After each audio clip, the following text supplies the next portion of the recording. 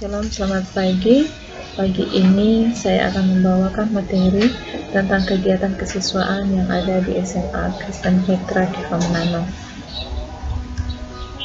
Yang pertama, kegiatan wajib.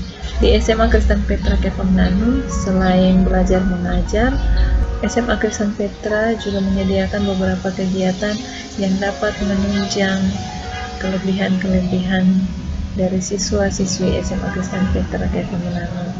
Untuk kegiatan wajib terdiri dari kegiatan pramuka dan ibadah akhir minggu atau persisten. Kedua kegiatan ini merupakan kegiatan wajib yang harus diikuti oleh seluruh siswa SMA Kristen Petra Keva Menanam. Yang kedua, kegiatan pengembangan diri. Kegiatan pengembangan diri di SMA Kristen biasanya dilakukan setiap hari Sabtu, dan untuk kegiatan ini ada beberapa pilihan yang bisa siswa-siswi pilih, yaitu yang pertama, kegiatan pengembangan diri olahraga, mata pelajaran pilihan, literasi, menenun, budidaya tanaman, seni tari, dan seni suara.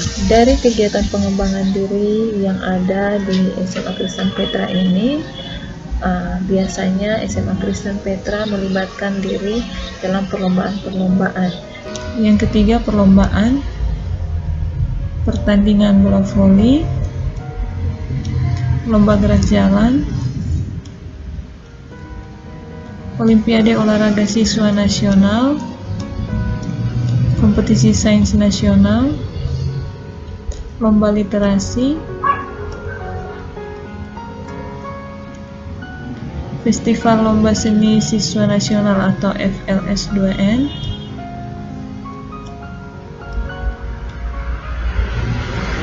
dan yang terakhir lomba tarian. Sekian dan terima kasih.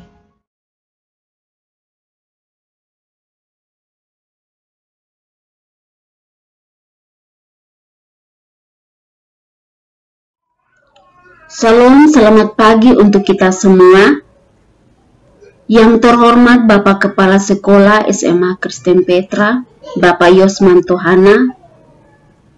Yang terhormat Bapak Ibu Guru serta Tata Usaha SMA Kristen Petra, dan yang saya cintai dan sayangi siswa-siswi kelas 10 yang sedang mengikuti kegiatan MPLS tahun ajaran 2020-2021. Perkenalkan, nama saya Ibu Norma Elvina Lopo.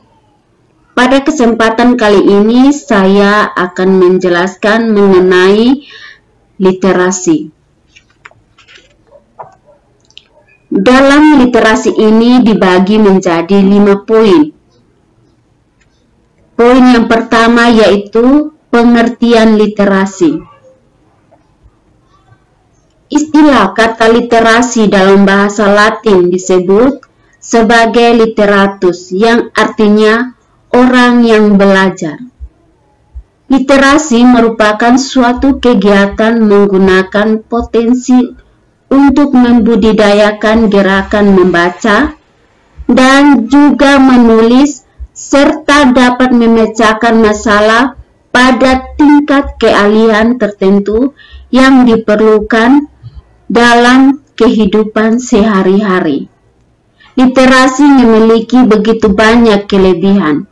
Salah satu kelebihan dari literasi ini adalah dapat melatih dirinya untuk lebih terbiasa membaca, dan juga dapat membiasakan seseorang siswa untuk dapat menyerap informasi yang dibaca dan dirangkum menggunakan bahasa yang ia pahami. Manfaat dari literasi sangat banyak, antara lain di antaranya adalah dapat melatih diri untuk terbiasa dalam membaca, dan juga dapat membiasakan seseorang mendapatkan informasi dari hasil yang dibaca. Poin yang kedua yaitu menurut para ahli. Yang pertama, Gordon. Menurut Gordon, literasi adalah sumber ilmu yang menyenangkan, yang mampu dalam membangun imajinasi mereka untuk dapat menjelajahi dunia serta ilmu pengetahuan. Yang kedua, Goody. Menurut Goody, literasi adalah suatu kemampuan untuk membaca dan juga menulis. Yang ketiga, National Institute for Literacy. Menurutnya, literasi merupakan suatu kemampuan dari tiap individu dalam membaca, menulis, berbicara, menghitung, serta juga memecahkan suatu masalah pada tingkat keahlian yang diperlukan di dalam suatu pekerjaan, keluarga, dan masyarakat. Dan yang terakhir, keempat, Alberta. Menurut Alberta, literasi bukan hanya sekedar kemampuan untuk membaca dan menulis, namun menambah pengetahuan, keterampilan, dan kemampuan yang dapat membuat seseorang memiliki kemampuan berpikir kritis dan mampu memecahkan masalah dalam berbagai konteks. Poin yang berikut yaitu poin ketiga, tujuan literasi. Berikut ini adalah beberapa tujuan dari literasi, antara lain adalah: yang pertama, menumbuhkan dan mengembangkan bukti pengerti yang baik. Yang kedua, dapat meningkatkan pengetahuan yang dimiliki dengan cara membaca segala macam informasi yang bermanfaat.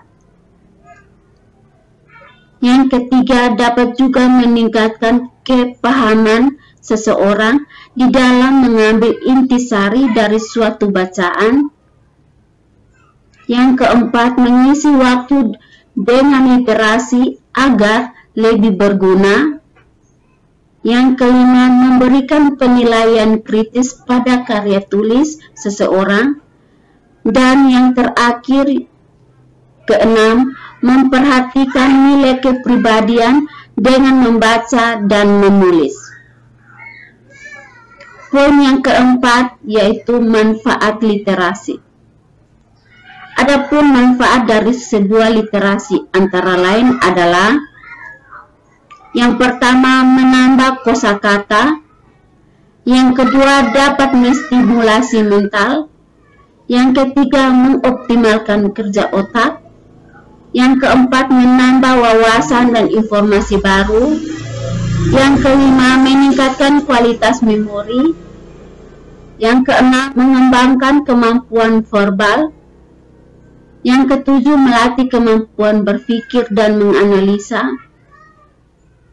Yang kedelapan, meningkatkan fokus dan konsentrasi seseorang. Yang kesembilan, melatih dalam hal menulis serta juga merangkai kata yang bermakna. Dan yang terakhir, ke-10, melatih keterampilan untuk berpikir dan menganalisa.